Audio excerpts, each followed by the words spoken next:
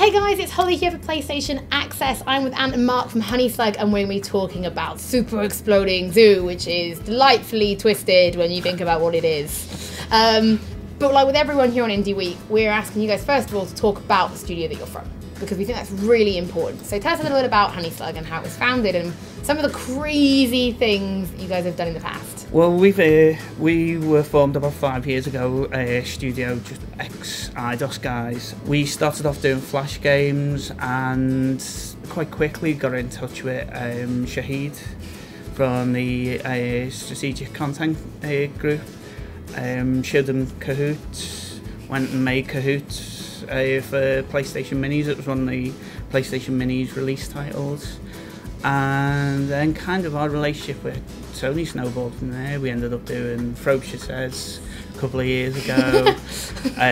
Obviously we're doing Ho-Ho-Come with the Santa Monica guys, and we're now doing Super Exploding Zoo. So you guys have been pretty busy. So let's talk about Super Exploding Zoo then, which is obviously why we're here today. First of all, you're blowing up animals. Mm-hmm. So, how did you come up with that idea? Once again, it's one of Ricky's ideas. Ricky has this annoying knack of being able to go away for a weekend and then come back, and he's written a game in Flash. And he managed to do that with Super Exploding Zoo. It's just one of his kind of like, oh, I've just had this really cool idea. What if we took animals and blew them up? But you know, we were kind of like trying to defend something in a tower defense kind of way. When we were doing Vita stuff, it just seemed suitable for a Vita. Gameplay mechanics then. So you said it's puzzle, a bit like tower defense. From what we see, you obviously take your animals and you've got to try and defeat aliens. Yes. So while we're continuously on this weird level, but it's not just that simple, right? There's actually a sort of more of a complex mechanic to it than that. So you want to talk us through like animals and values and some of the different mechanics in games that you have to try and overcome? Each animal has like a bomb power to it, and of course, each animal has a bomb power. Well, yeah, they're kind of explosive animals, you know, as you do, you know. And the idea is to kind of gather as many of them as possible together in a herd, and basically pardon the alien, take out the aliens, because the aliens are after your animal eggs. They're pretty vicious.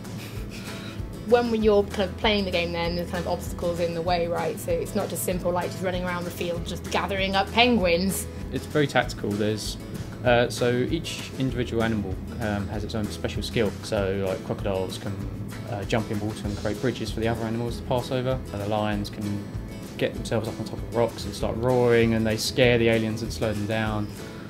Skunks can stop making a stink, and but there's loads and loads of different types of animals that can do all sorts of different things. But it's not just that simple single player mechanic. You guys have actually worked on it more than that. So we've got a multiplayer, and you know, sort of looking at maybe generating levels and how that will work. One of the modes we're definitely looking at is a sort of trolley dash style mode, where it's you and one other person, and you just steam around this big area, hoovering up as many animals as you can, and then you just pile into each other, and it's basically the person who's better at it. That's all it is essentially. It's just who's better at just causing more damage than the other person. With the random generated levels, because we are actually going to have them in multiplayer and in single player. The cool thing is you can play online against each other and essentially have an infinite number of levels, so you could never run out of gameplay.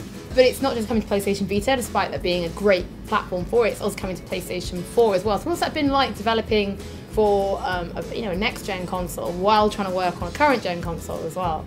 It's not been too bad, just because the engine that we use, and we also use, where it's the same engine that runs underneath Ho-Ho-Come, which is PS4 and Vita as well. So obviously there's not that much sort of like sitting there crying at development kits and sort of watching things break quite frequently. So it's been reasonably easy. This is the words of a producer, obviously, rather than a code.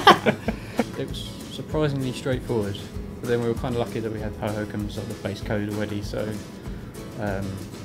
getting it up and running took, I don't know, it was a week or something. I think in Couple, the end, it was couple, of, pretty That's like, amazing. a couple of weeks between Vita and PS4. And obviously we need to know, is there any kind of release date yet? And will the game sort of be coming kind of cross-play as well? So people picking up one? We're definitely doing cross-play. Yeah, PS4. We'll be coming out on that as well. It's not saying, I like you like, we're coming. Yeah, well, it's 2014. 2014, but yeah, we haven't sort of set a date yet. Oh, brilliant, thank you so much, guys. And I'll let you go back to blowing up animals, which I think is a worthy, lofty goal that you both have. But thank you both so much for coming in.